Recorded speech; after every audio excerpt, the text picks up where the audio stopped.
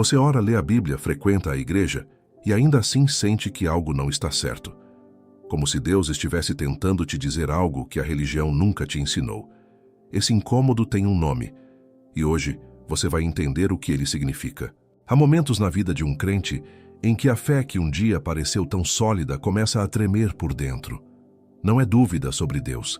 É algo mais profundo, mais silencioso, como se o chão que você pisava com tanta certeza começasse a se mover sob os seus pés.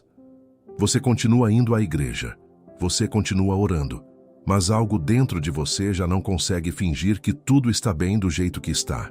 Esse incômodo não é um sinal de fraqueza espiritual. Pelo contrário, ele pode ser a mão de Deus sobre a sua mente, quebrando estruturas que foram construídas pela religião, mas que nunca vieram do coração do Pai. Charles Spurgeon, o príncipe da pregação, disse certa vez que há uma diferença enorme entre conhecer sobre Deus e conhecer a Deus. Ele advertia que muitos passam a vida inteira dentro dos templos sem jamais encontrar o Deus vivo que habita além dos rituais.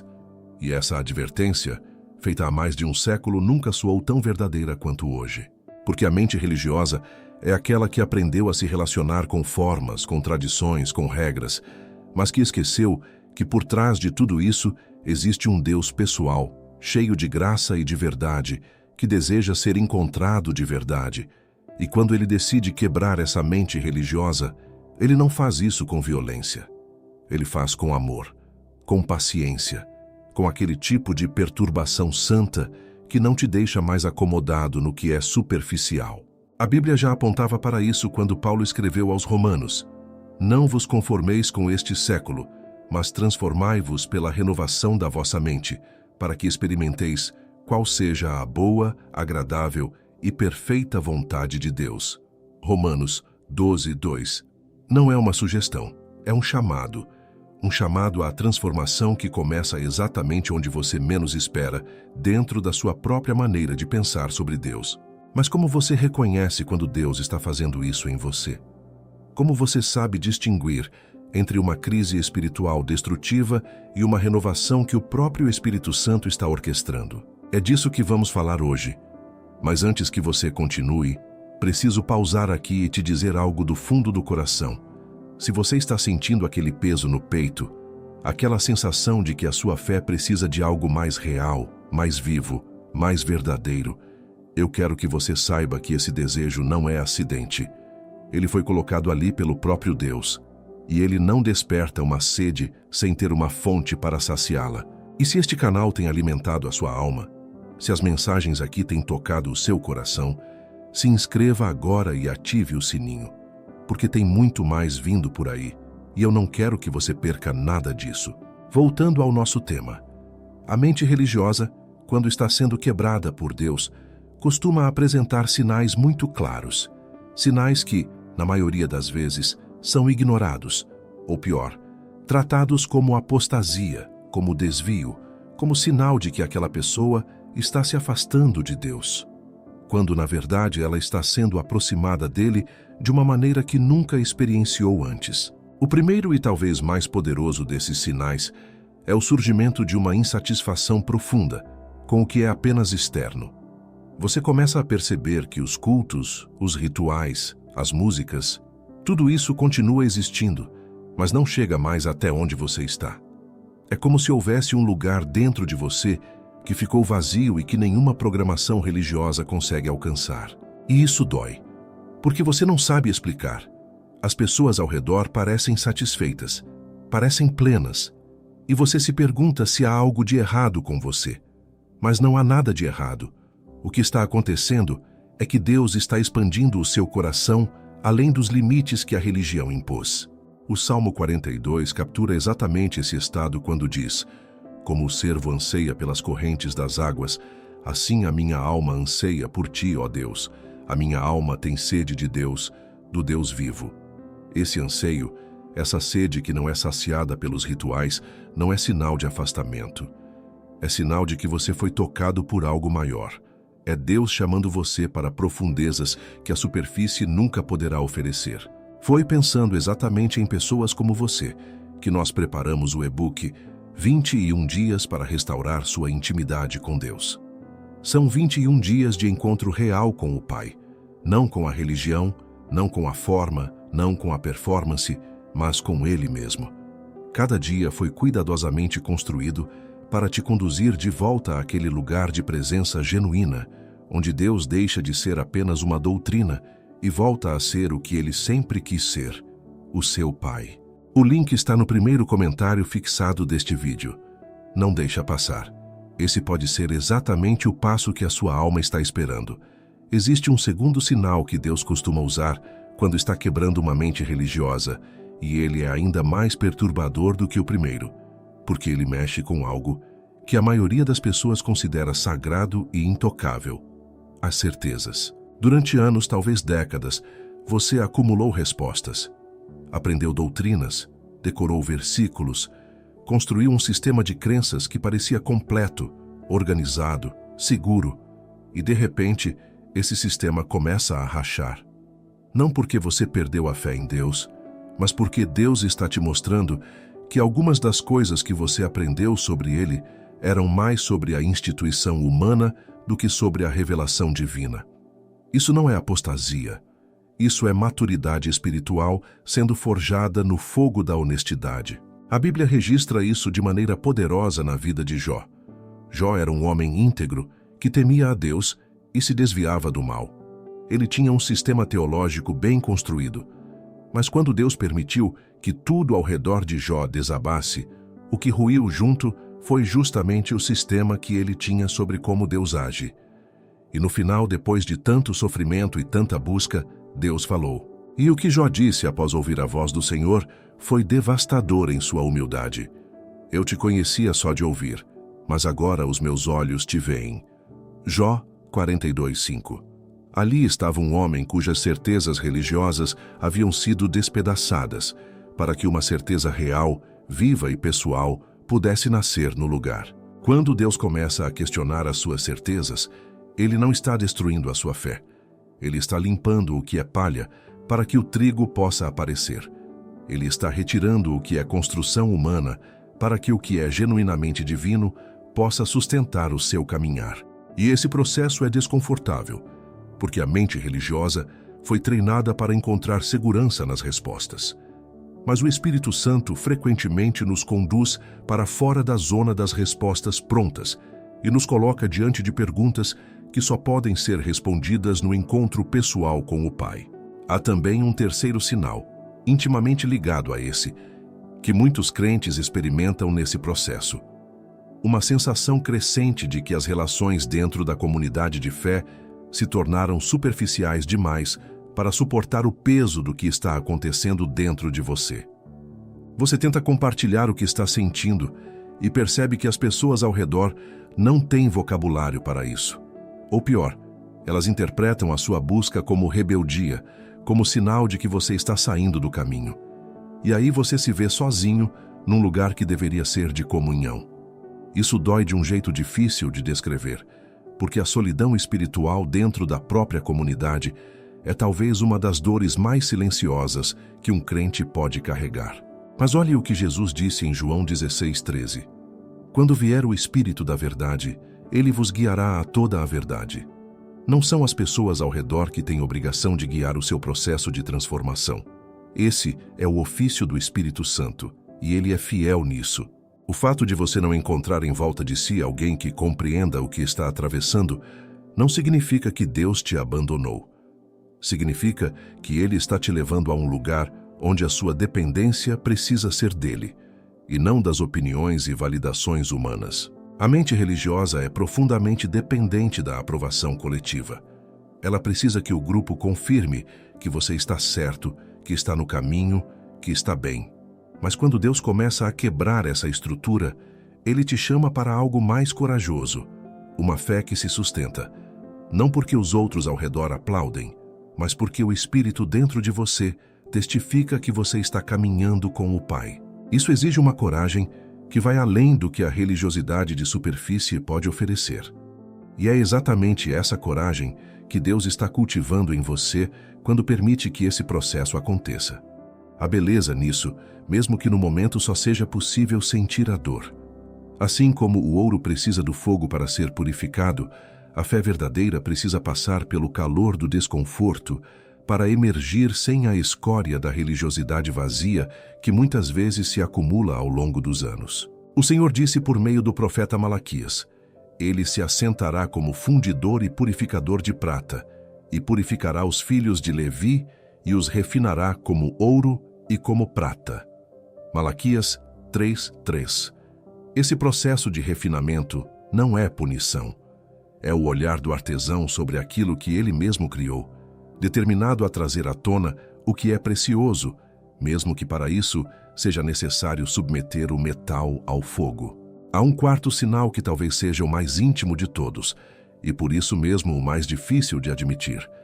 É quando a oração começa a mudar, não quando você para de orar, mas quando o jeito que você orava já não parece suficiente, quando as palavras decoradas começam a soar vazias, quando você percebe que por anos esteve falando para Deus sem realmente falar com Ele.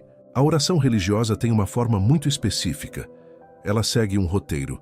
Começa com louvor, passa pelo pedido, termina com agradecimento. Tudo muito organizado, muito previsível. E não há nada de errado com estrutura na oração. Mas quando a estrutura se torna uma máscara que impede o encontro real, algo precisa mudar. Jesus falou sobre isso com uma clareza que corta fundo. Em Mateus 6:7 ele disse: E orando não useis de vãs repetições como os gentios, porque eles cuidam que por muito falarem serão ouvidos. Ele não estava apenas criticando um ritual pagão. Ele estava alertando os seus próprios discípulos, e nos alerta até hoje, sobre o perigo de confundir volume de palavras com profundidade de comunhão. Quando Deus está quebrando a sua mente religiosa, a oração deixa de ser uma obrigação cumprida e começa a ser uma necessidade sentida. Você passa a não conseguir ficar sem orar, não porque a religião exige, mas porque o seu coração não aguenta ficar longe da presença do Pai. E essa mudança é assustadora para quem foi formado dentro de uma cultura religiosa muito rígida, porque de repente você não sabe mais se está orando do jeito certo. Você começa a chorar sem saber por quê. Começa a ficar em silêncio diante de Deus em vez de encher o silêncio de palavras. E aí surge a dúvida: isso é espiritual ou é fraqueza? Se é espiritual, é profundamente espiritual. O Espírito Santo está ensinando a sua alma a linguagem do encontro real. E essa linguagem muitas vezes não tem palavras. Paulo escreveu em Romanos 8:26 que o Espírito também acode a nossa fraqueza, porque não sabemos orar como convém, mas o mesmo Espírito intercede por nós com gemidos inexprimíveis. Deus não precisa de perfeição retórica. Ele quer o seu coração aberto diante dele. Existe também um quinto sinal que aparece nesse processo e que confunde muita gente, porque ele parece contraditório à primeira vista. É quando você começa a sentir uma atração crescente pela palavra de Deus de uma forma diferente da que sempre teve. Não mais como texto a ser decorado ou versículo a ser usado como argumento em debates teológicos, mas como alimento, como revelação pessoal, como carta endereçada diretamente a você. A Bíblia nunca mudou, mas o olhar com que você a lê começa a mudar quando Deus está renovando a sua mente. De repente, passagens que você leu dezenas de vezes ganham uma profundidade que você nunca tinha percebido. Histórias que você conhecia de cor começam a falar para a sua situação de um jeito que só pode ser obra do Espírito Santo. O escritor de Hebreus descreve isso com uma precisão impressionante. Porque a palavra de Deus é viva e eficaz, e mais afiada do que qualquer espada de 2 gumes, e penetra até ao ponto de dividir alma e espírito, juntas e medulas, e é apta para discernir os pensamentos e intenções do coração. Hebreus 4:12. A palavra não é apenas informação, ela é cirurgia.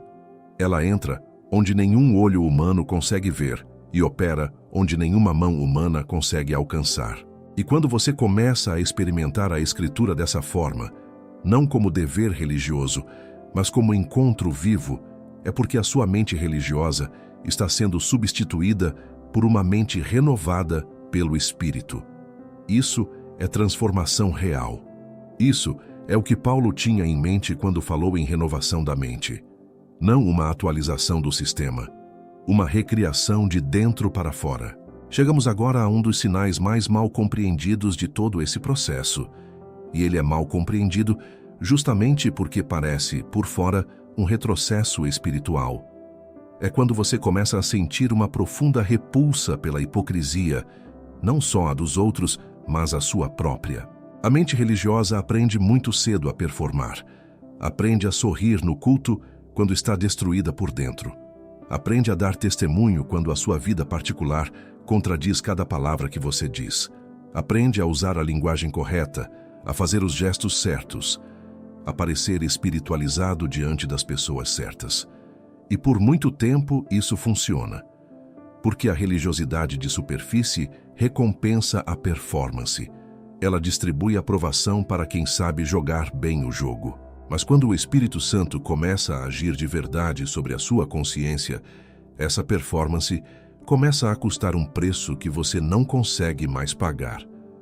Você começa a sentir um peso insuportável cada vez que abre a boca para dizer algo que não corresponde ao que está no seu coração. A hipocrisia começa a doer, e essa dor é saudável. É o Espírito de Santidade trabalhando dentro de você. Jesus foi absolutamente implacável com a religiosidade hipócrita. Em Mateus 23:27 ele disse: Ai de vós, escribas e fariseus hipócritas, porque sois semelhantes aos sepulcros caiados, que por fora parecem formosos, mas por dentro estão cheios de ossos de mortos e de toda a imundícia. Essa imagem é forte, mas ela foi necessária, porque a hipocrisia religiosa é uma das coisas que mais afasta as pessoas do Deus vivo, tanto as que a praticam quanto as que a observam de fora. Quando você começa a sentir essa repulsa, quando começa a querer ser real diante de Deus e diante das pessoas, mesmo que isso custe a aprovação do grupo religioso, é sinal de que algo genuíno está nascendo dentro de você. É sinal de que Deus está te chamando para uma integridade que vai muito além do que qualquer instituição humana pode exigir ou oferecer. Esse chamado à autenticidade é assustador, porque ele expõe, ele remove as máscaras, ele te coloca diante de Deus exatamente como você é, sem enfeites, sem performances, sem o verniz da religiosidade. E é exatamente nesse lugar de exposição total que o amor de Deus pode te alcançar de verdade. Porque Deus não ama a versão performática de você. Ele ama você, o real, o que chora no banheiro depois do culto, o que tem dúvidas que não ousa falar em voz alta, o que sente raiva, medo, cansaço e ainda assim volta a buscar a face do Pai porque não consegue viver sem Ele. Davi entendeu isso. No Salmo 51, depois de tudo que havia feito, ele não veio a Deus com argumentos ou performances. Ele veio com o coração despedaçado e disse: Os sacrifícios para Deus são o espírito quebrantado. A um coração quebrantado e contrito não desprezarás, ó Deus. Salmo 51:17. Deus não precisa da sua perfeição religiosa, Ele quer a sua verdade. E quando você chega a esse ponto, quando a sua mente religiosa foi suficientemente quebrada para que você venha a Deus sem máscaras, algo extraordinário acontece. A graça se torna real de um jeito que nunca foi antes. O perdão deixa de ser doutrina e se torna experiência. E a presença de Deus, que antes parecia distante e condicional, começa a ser sentida como algo íntimo, constante e transformador.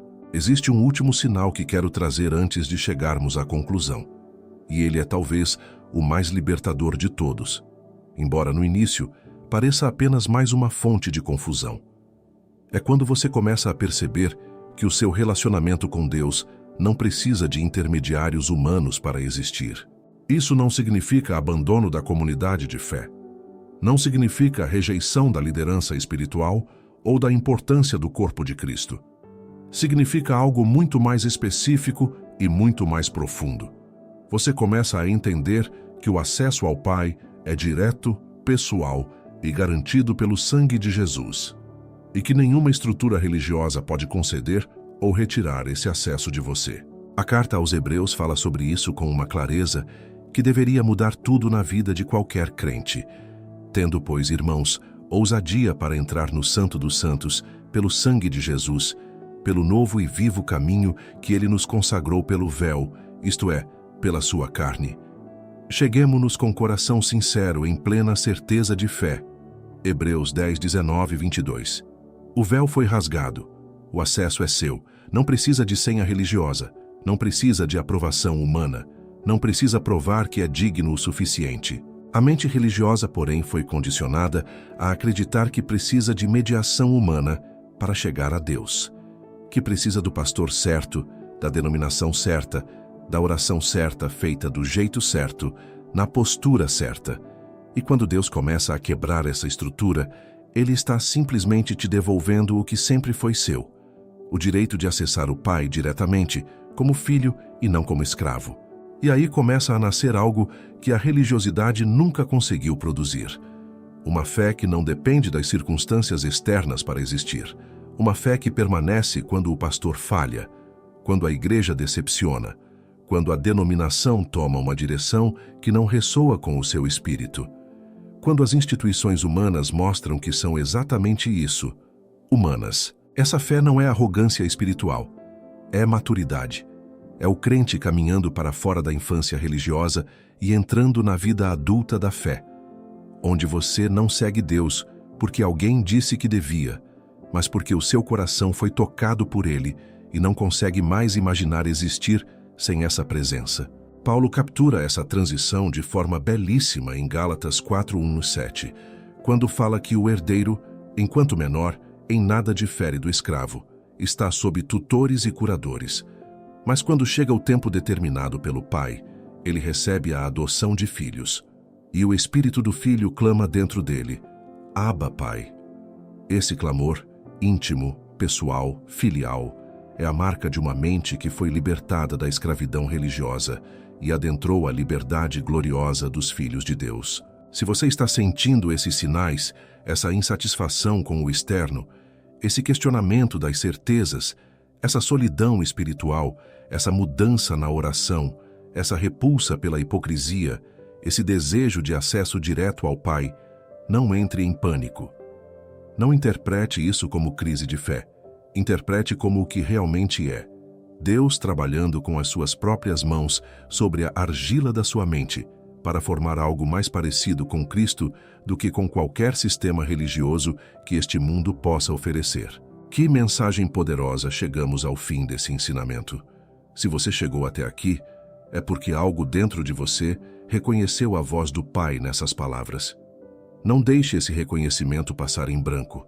Deus está te chamando para mais profundidade, mais intimidade, mais verdade. Se você quer dar um passo concreto nessa direção, o nosso e-book 21 dias para restaurar sua intimidade com Deus está no primeiro comentário fixado, esperando por você. É um convite ao encontro real com o Pai. Obrigado de coração por ter assistido até aqui. Se este vídeo tocou a sua alma, deixa o seu like, comenta o que Deus falou com você hoje, se inscreva no canal e ative o sininho. Os próximos vídeos que vão aparecer na tela vão continuar te edificando. Não perca!